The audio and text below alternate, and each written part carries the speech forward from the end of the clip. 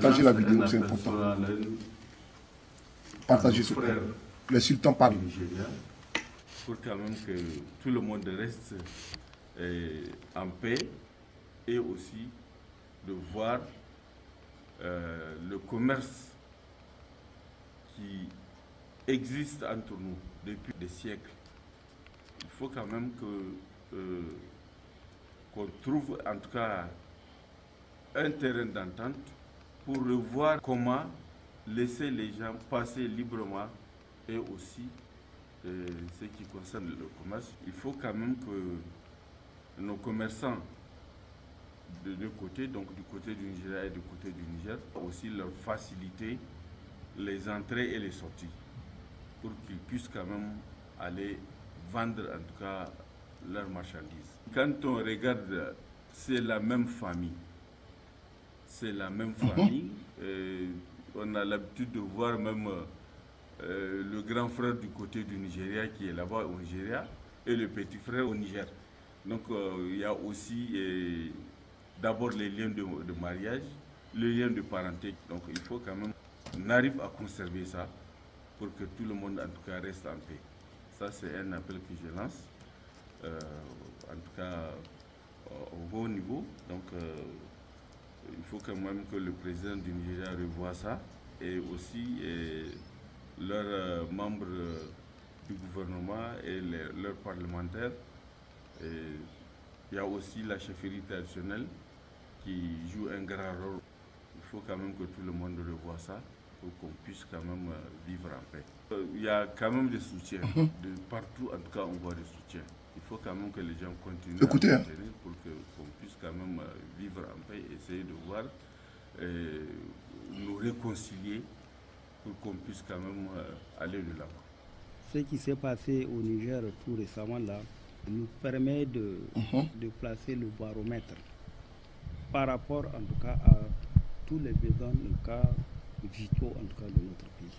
C'est ce qui fait que nous sommes en train de jauger la capacité en tout cas du Niger en tout cas de s'auto-suffire dans tous les sens. Nous estimons que l'embargo que la CEDEAO et les autres en tout cas ont mis en tout cas au Niger, ça n'a pas de sens. Ceux qui l'ont fait, ils ne connaissent rien de l'Afrique. Ils ne connaissent pas en tout cas de l'entraide, de la solidarité en tout cas africaine. Quand on dit le Niger, il suffit d'ajouter quelques lettres, quelques voyelles en tout cas, pour que ça devienne le Nigeria. Nous vivons dans le même ensemble que les impérialistes en tout cas sont venus en tout cas mettre des frontières.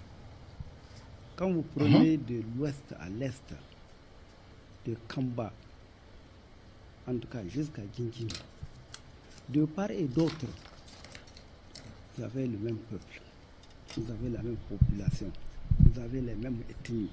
C'est dommage que certains chefs d'État n'ont pas encore compris que, surtout notre voisin du sud, ne serait-ce que dans la région de Maradi, vous avez Sokoto. C'est qui les Sokota? La plupart, ce sont des Bobara. Vous avez les Amphara. Ils sont là avec nous. Vous remontez encore, vous avez les Katsinawa. Quelle est la différence entre Bakatsine et Katsina du Nigeria et Katsina Maradi? Quelle est la différence? Le paysage est même le même. Les activités économiques, en tout cas, certes, elles sont définies un peu plus difficiles qu'avant. Mais elles n'ont pas cessé.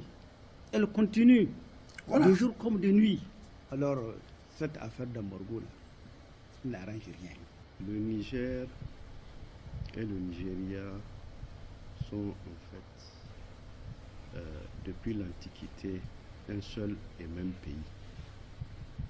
Sur la frontière artificielle que vous voyez de plus de 1400 km, si je ne me trompe, c'est des populations, c'est des familles qui ont été divisées par les puissances coloniales. Les populations vivent en harmonie. C'est la fraternité entre nous et les populations du Nigeria. La différence, elle est juste administrative. C'est sur papier qu'on différencie. Je vous donne l'exemple du Katsina, dont je suis le sultan.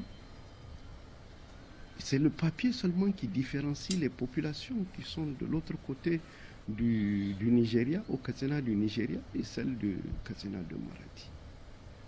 Le sultanat de Katsina Maradi a été créé en 665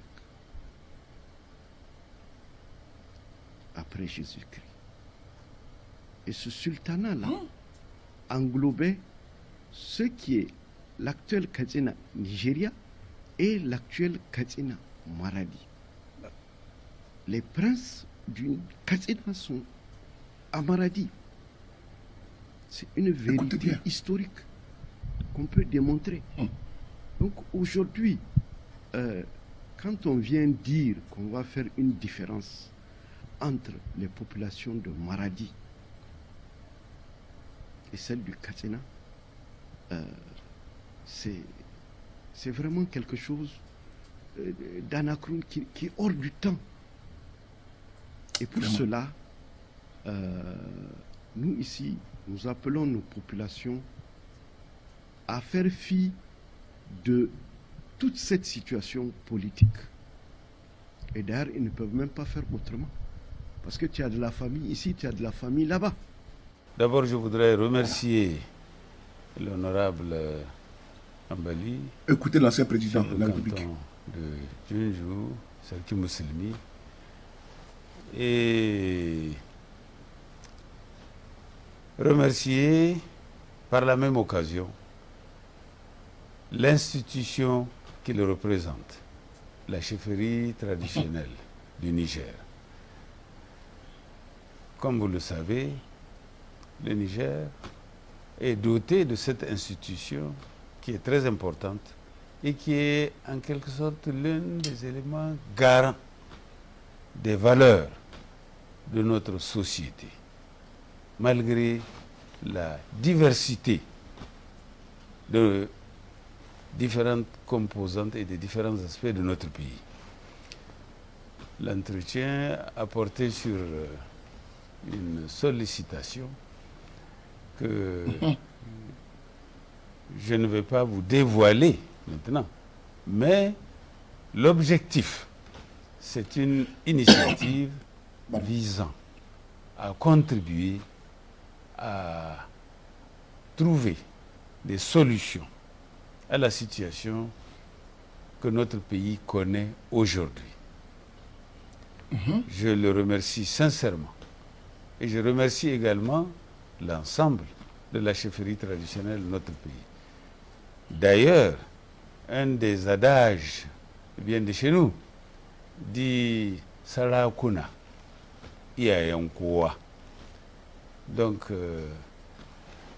en un mot, en plus de la courtoisie dont il m'a gratifié, il y a également cette dimension-là.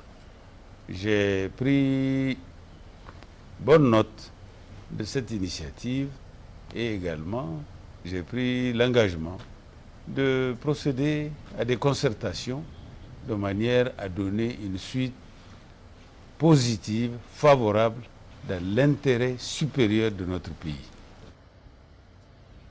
Dans l'intérêt supérieur de notre pays.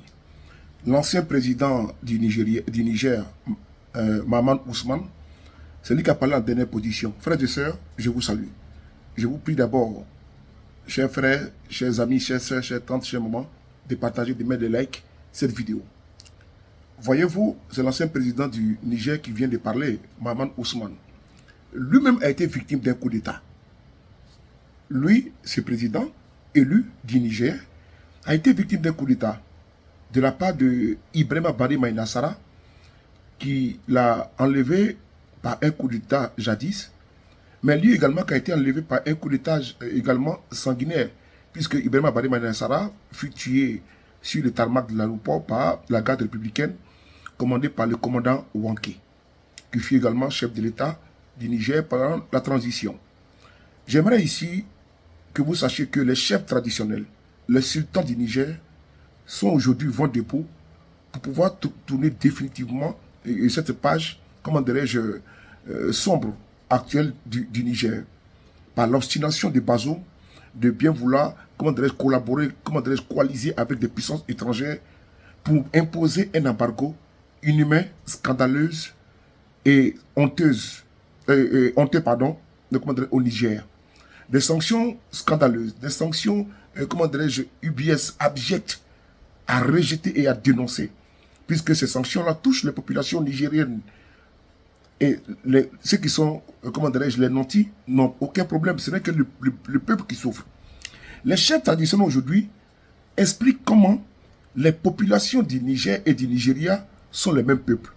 Même au Bénin, c'est la même chose. Et que les chefs d'État africains n'ont pas compris, certains chefs d'État africains, en l'occurrence, les têtes de pont Alassane Ouattara, Macky Sall et Patrice Talon, qui veulent obligatoirement conduire une guerre contre le Niger pour une pseudo-démocratie. Parce que eux, ils protègent les fauteuils. Vous savez ce que Macky Sall est en train de faire au Sénégal. Alassane Ouattara, ce qu'il fait en Côte d'Ivoire. Et Patrice Talon, c'est eux qui sont devenus les gendarmes de la démocratie. Aujourd'hui, nous avons vu le communiqué des autorités nigériennes qui nous font savoir qu'il y a un avis de guerre d'une puissance étrangère là-bas stationnée au Niger, sans oublier des mouvements. Il faut dire à ces personnes, il faut dire à ces groupes qu'il n'y aura pas de guerre au Niger. Parce que quand c'est bien expliqué comme ça, vous comprenez d'une manière limpide. Les princes du Niger sont aujourd'hui au Nigeria. Et quand vous prenez au niveau des mots, au niveau des noms, quand vous prenez Niger, il suffit d'ajouter IA. Vous avez Nigeria. C'est un même peuple. On ne peut pas demander aux frères de l'autre côté, aux grands frères de l'autre côté de la frontière, d'aller tuer son petit frère qui est de l'autre côté de la frontière au Niger. C'est quand même insensé et débile. Et donc, les chefs traditionnels dénoncent l'embargo qui est appliqué contre le peuple du Niger. Et ils expliquent également que c'est les impérialistes qui ont tracé les frontières de notre continent. Et c'est vrai. Quand vous allez de la Côte d'Ivoire au Burkina, du Burkina au Mali, au Libéria, au Ghana, en passant par le Nigeria, en passant par le Cameroun, partout. Mais notre continent n'a pas été tracé par nous. Mais le continent africain a été tracé où? En Allemagne. En Allemagne, c'est là-bas qu'ils ont tracé les frontières de notre continent sans nous demander quelque chose. Et on demande carrément à des frères qui sont au Bénin d'aller à la Manville, qui est la dernière ville avant le Niger. On leur demande d'aller combattre les frères qui sont de l'autre côté de la frontière au Niger, alors que c'est le même peuple. Il n'y a pas de frontière chez nous. Et donc, les chefs traditionnels ont compris qu'il faut prendre les bâtons de pèlerins et aller partout.